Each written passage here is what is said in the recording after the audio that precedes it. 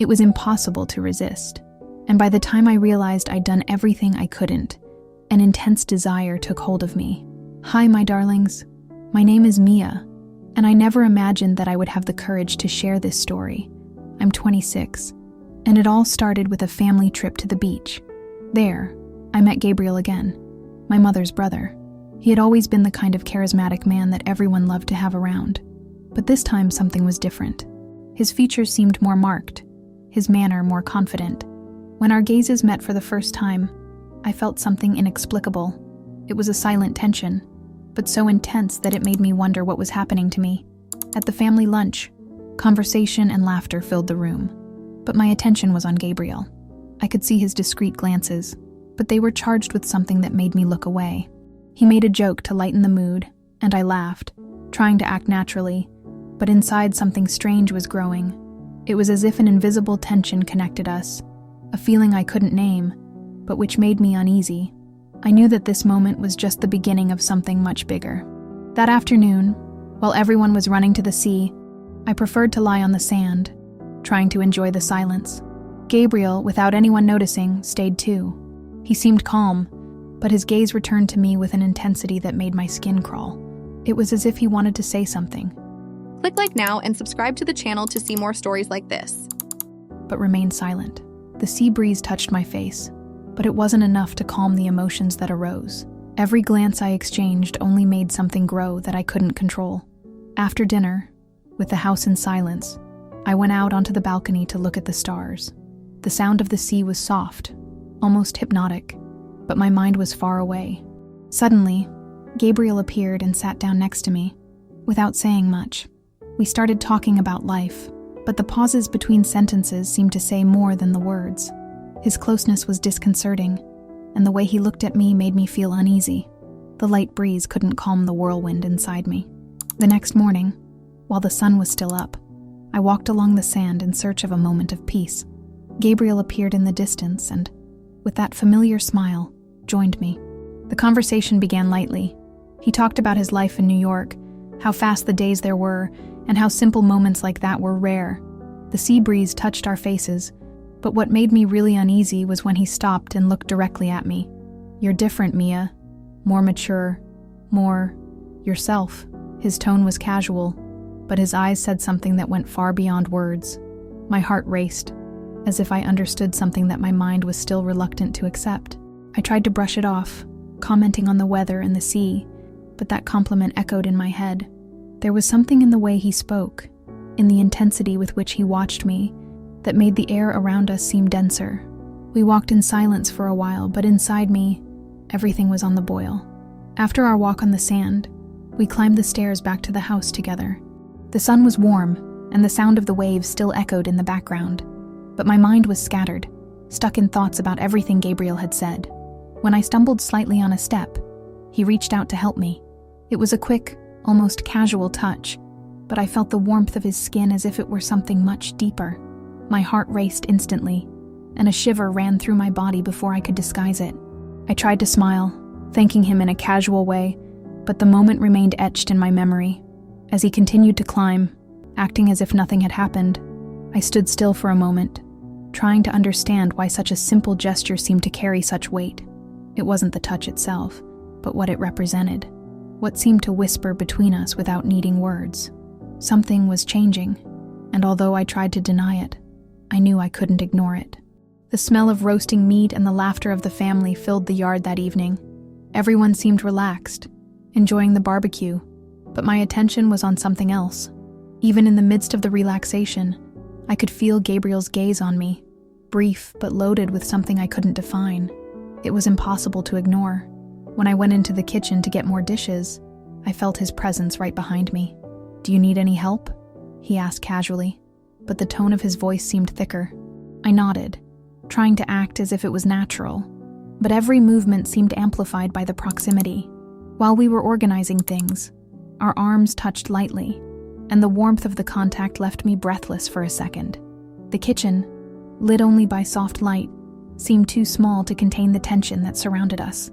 Gabriel looked at me, as if he wanted to say something, but opted for silence.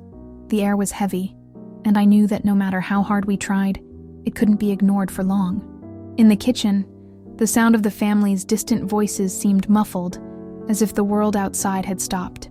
As we picked up the dishes, our arms touched lightly. It was a brief, almost insignificant contact, but the impact was immediate. Heat surged through my body, and my heart raced uncontrollably. Gabriel smiled, that calm smile he always had, but his eyes gave away something much more intense, something that seemed to want to hold me in that moment. I felt my face heat up, a mixture of nervousness and something I couldn't explain. I tried to pull myself together, but the air seemed heavier, as if the tension between us filled every corner of the kitchen. Without thinking, I dropped what I was holding and left quickly, muttering that I needed to check something. As I crossed the corridor, my legs were shaking, and my face was still hot. There was no denying it. Something was happening, and pretending that nothing had changed was becoming impossible. The house was silent, except for the soft sound of snooker balls crashing in the distance. Curious, I went downstairs and found Gabriel alone in the living room, concentrating on his game. He looked up and smiled when he saw me. "Do you want to try?" he asked, holding out the bat to me. I accepted, pretending not to know how to play, even though my heart was beating faster than it should. He moved closer to teach me, positioning himself behind me. I felt the warmth of his body so close that I could hardly breathe. His hands held mine, guiding my movements as he explained softly, but his words seemed distant, muffled by the tension in the air. His every gesture made my body react in a way that I tried to control, but it was impossible to ignore. My gaze met his for a moment, and there, in that silence full of meaning, time seemed to be suspended. Everything around us disappeared, as if there were just the two of us, trapped in a game that was much more than snooker. The sound of the snooker balls echoed softly around the room, but the truth was that I hardly heard anything else. Gabriel's every move was slow, calculated, as if he knew exactly what effect his proximity had on me. The warmth of his hands still on mine was so intense that it made my heart race to the point where it was impossible to ignore. I tried to concentrate on the game, but there was no more game.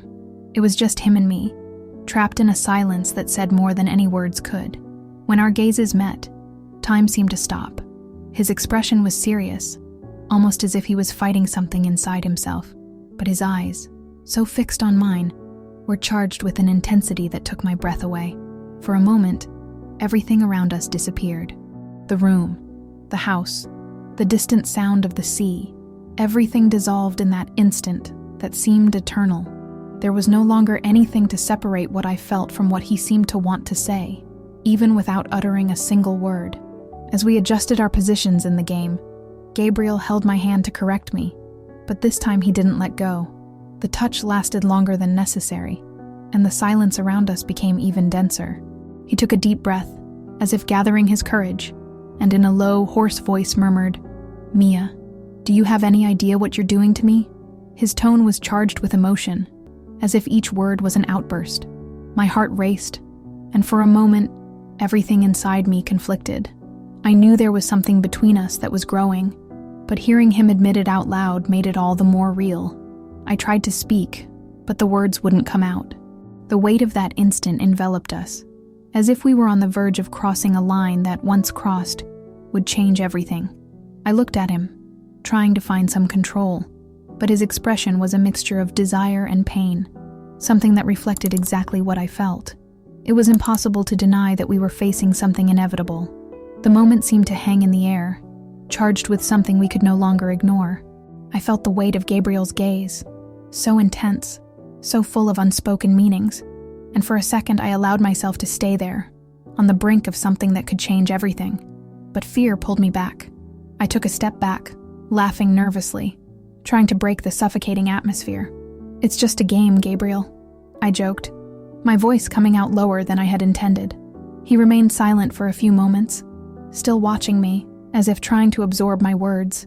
Then, slowly, he nodded, with a weak smile that didn't reach his eyes. There was something melancholy in his expression, as if he knew we were choosing not to cross the line we had already drawn in the silence between us. The air still felt heavy, and although neither of us had taken the next step, we both knew that something between us had changed forever. I left the room without looking back, but carrying that moment with me. After leaving the room, I went straight out onto the balcony, where the gentle sound of the waves seemed to be trying to calm the chaos inside me. The cool wind touched my face, but even that couldn't ease the heat of the emotions bubbling up in my chest. My thoughts revolved around Gabriel, that look, that touch that seemed to have changed everything. What was happening between us? Was it just a spark? A passing desire provoked by the moment? Or something deeper that I was trying to deny? The idea that everything could be ignored and left behind seemed increasingly unlikely. The tension, the glances, the unspoken words, everything was building up like a storm about to burst. I loved my family. Click like now and subscribe to the channel to see more stories like this. I loved what we had built, but there was something about Gabriel that attracted me in a way I couldn't explain. As the sound of the sea continued to rock the night, I wondered if I would have the strength to carry on as if nothing had happened, or if that line had already been crossed. The next morning, as the sun was shining on the house, Gabriel called me to talk. His expression was serious, but there was something in his eyes that mixed regret and a silent tenderness. We sat in the far corner of the yard, where the sound of the waves was still audible, but no one could hear us. He took a deep breath before beginning. "Mia, I need you to know that I care a lot about you, more than I should, but maybe it's best to leave it at that." His voice was firm, but charged with emotion, as if each word was carefully chosen so as not to hurt me more than necessary. My heart squeezed when I heard it. I nodded in agreement, fighting the lump in my throat, even though every part of me wanted to say something different. We knew it was right, but we also knew it wasn't easy. We were silent for a few seconds, a silence filled with everything we couldn't say. When he stood up, his gaze met mine for a moment before he walked away. On the last day of the trip, the atmosphere was one of farewell, but part of me wanted to prolong every second of it. As the family said goodbye with hugs and laughter, Gabriel approached slowly. When it was my turn, he wrapped me in a hug that lasted longer than usual. It was a silent gesture, but it carried everything we hadn't said. "Take care, Mia," he murmured, his voice low and full of meaning. The smile on his face seemed peaceful, but his eyes revealed something different, something I felt too, a mixture of longing and resignation. I returned the hug, trying to keep my composure as my heart squeezed. At that moment, I realized that we both knew that that trip would be remembered forever, not just for the happy family moments, but for what almost happened between us. As he drove away, I felt a mixture of relief that we had chosen to stop and a deep emptiness, as if something had been left unfinished, suspended between what was and what could have been. Back in the city, the routine resumed its course, but everything seemed different. The familiar now seemed empty, almost mechanical. Getting up, going to work, talking to friends, everything happened as if I were on autopilot. But in the moments of silence, the memories of the trip invaded me with an overwhelming intensity. The sound of the waves, the glances exchanged with Gabriel, the touch that seemed to carry the weight of something forbidden. It all came back like a movie I couldn't stop watching. I tried to convince myself that it was just the impact of days out of reality, but I knew it was more than that. It was as if a part of me was still attached to that balcony, to that snooker room, to the hug goodbye. Gabriel had stirred something inside me, something I didn't know if I could bury again. While the world around me took its course, I struggled to balance what I felt with the need to move on, even though my heart was still heavy from everything we had left unfinished. As the days went by, I began to reflect on everything that had happened. The trip, the moments with Gabriel, the glances, the touches, everything seemed so intense, so alive, that it was impossible to ignore. But at the same time, I realized something important. Not every connection needs to be concrete to be meaningful. What we felt was real, but it didn't have to cross the line to be important. Gabriel, in an unexpected way, showed me a side of myself that I didn't know, a side that yearned for something more, that sought deep feelings, even if they were confusing. It was frightening to confront this part of myself, to realize that I was more complex than I had imagined, but it was also revealing. I understood that sometimes certain people come into our lives not to stay, but to show us who we really are. Gabriel had been that for me, a mirror that reflected a new version of myself. Despite everything, I knew that this experience, however difficult, would always be part of who I became. After everything I've been through, I can't help but wonder, How many people go through something like this? How many have found themselves caught between desire and reason, between what is right and what the heart insists on wanting? The experience with Gabriel was like a mirror, reflecting parts of me that I had never explored, but also putting me in front of a dilemma that seemed impossible to resolve. It was an encounter between intense emotions and difficult choices, where following your heart isn't always the best path. And now I ask myself, have you ever experienced something like this? Have you ever felt the weight of a desire that seemed to defy everything you believed in? How did you deal with it? Did you keep it to yourself, or did you follow the impulse and face the consequences? I want to know your opinion, your experiences. Leave a comment, share your story, like the video, and subscribe to the channel. After all, we all carry our own mysteries of the heart, and sharing them can be more liberating than we imagine. This story doesn't end here. Listen to it all by clicking on the exclusive playlist on the right, or click on the video on the left and listen to the best story on the channel.